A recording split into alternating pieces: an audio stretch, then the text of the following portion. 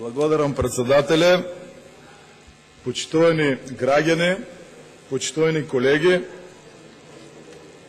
аз съм голям любител въобще на природата, а сигурно и на урбаното зеленило.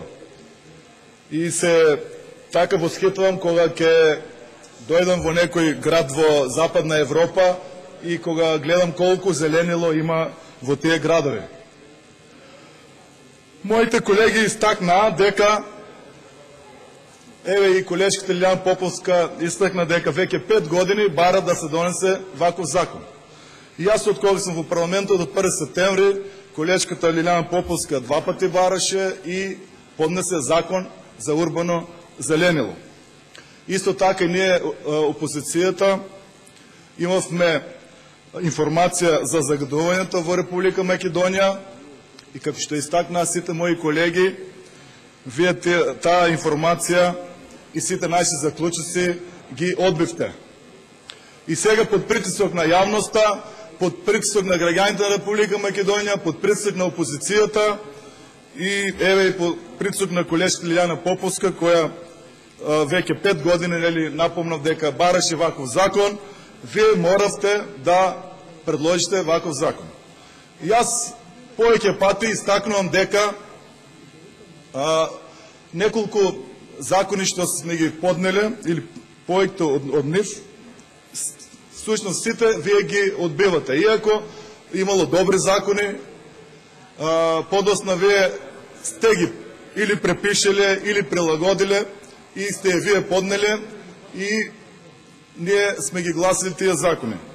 И аз и на комисията ве прашав с колегите от позицията, па како не се најде от опозицията, еве пред 10 дена имавме предлог на закон за безбедност во сообраќајот и од ДУИ, вие тој закон го одбивте, ги одбивате законите до сегашните ваши коалиционни партнери на Лиляна Поповска, на колегата Павле Трајанов. Значи сите закони што ги предлагат други не са добри. И така ли не се најде паметен човек да спрема вас, нели, да тој закон што го предлагаме ние да го усвоите. Значи цела опозиција, ваши поранешни коалиционни партнери, ваши сегашни ДУИ, сите предлагаме и сите вие ги одбивате тие закони. И велите дека во овој парламент има демократија. Па како има демократија? Не е демократија да се предложи закон како на комисијата што спомнате, па има демократија, ви даваме да зборувате на парламентот или пак да поднесувате закони. Тоа закон по закону ни е возможива. Уште да ни го земете зборот и во парламентот ништо да не зборуваме, тогаш ќе има тотален мрак. И аз ги прочитав добро и двата закона и кога го предложи првиот закон за урбано зеленило, колежката Лиляна Поповска, ви реков дека тој е одличен закон. Ги содржи сите елементи што ги содржи и законот од владата. Има вовед, начела, предмет на законот, дефиниции, цели, принципи, управување, планирање, проектирање, подигање на зеленило, удржување, катастар, заштита на зеленило, финансирање на зеленилото, казни одредби. Иако некои колеги му замера на законот или смета дека има недостаток, бидејќи нема финансиски импликации. Не има, ако внимателно го прочитат законот на колежката Лиляна Поповска, ќе видите дека исто како и во вашиот закон, така и во незиниот имаше дека градот Скопје и општините треба да ги финансираат тие зелени површини. И сега стварно не ме јасно што мана најдовте на законот за урбано зеленило, предложен од Лиляна Поповска, па вие сега предлагате нов закон. Не знам што мана, дури и закон за урбано зеленило и закон за зеленило е од 11 листови составен.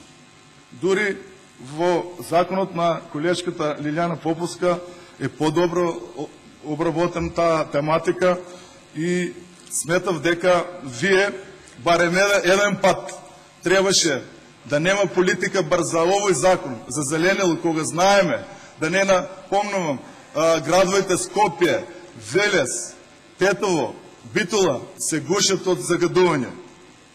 Барем овде на овој закон не требаше да имаше политика, требаше да го прифатите законот од колеж Лиljana Поповска со, ако сметавте дека треба да има некои измени во содржината на законот, да со амандманска расправа и да предложивте амандмани и содржината на законот да се подобриш. А така стварно не гледам, зашто тогаш тој закон беше одбиен, а сега вие сте предложили нов закон. Ние од опозицијата сметаме дека ваков закон е потребен во Република Македонија. Биде досега го немаше, потребен, иако, како што истакна моите колеги, може би малку закъснен, бидејќи не само во градовите, и во планините зеленилото е уништено. Можем да кажем за Струмица, има најуништени шуми во Република Македонија. Нема по-исечени шуми во Македонија како шумите што гравитираат околу Струмица. А градот Струмица може да се пофали дека имаме многу посветено за урбаното зеленило. Значи имаме меѓу најубавите паркови во Македонија, дрвореди на сите булевари, бидејќи Струмица е убав град и од сите влезови има булевари осветлени, дури имаме и палми, па земавте пример од Струмица, па и вие купивте палми, па засадовте во Скопје и во Охрид.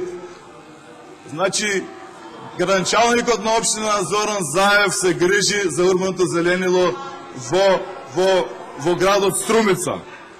Така да, може би, треба да го земете Струмица како пример за град со многу зеленило.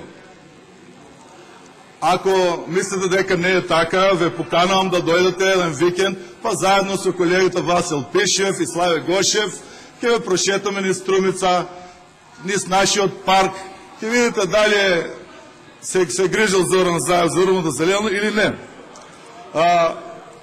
Може би треба и на вашиот закон да се даде шанса, па да видиме во амандманска расправа, да видиме, иако нели колешките некои истакна дека има големи недостатоци во вашиот предлог на закон, меѓутоа, ајде сите заеднички да се потрудиме. Еве ќе замолам и колешка Лиljana Поповска, знам дека има недостаток во овој закон нивниот.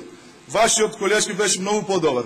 Меѓутоа, дај да видиме, стварно заради граѓаните на Република Македонија, да се донесе еден ваков закон, да предложиме сите заеднички амандмани, ама стварно и вие, пратениците од позицијата, да ги прифатите тие амандмани. И стварно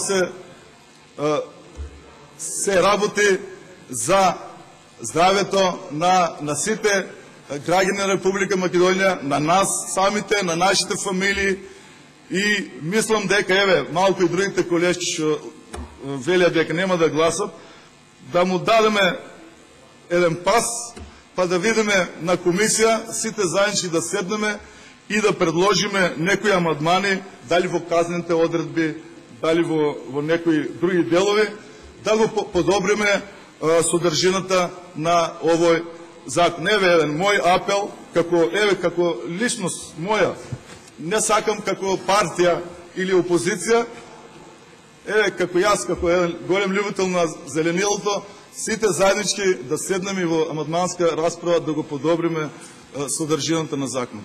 Благодарам.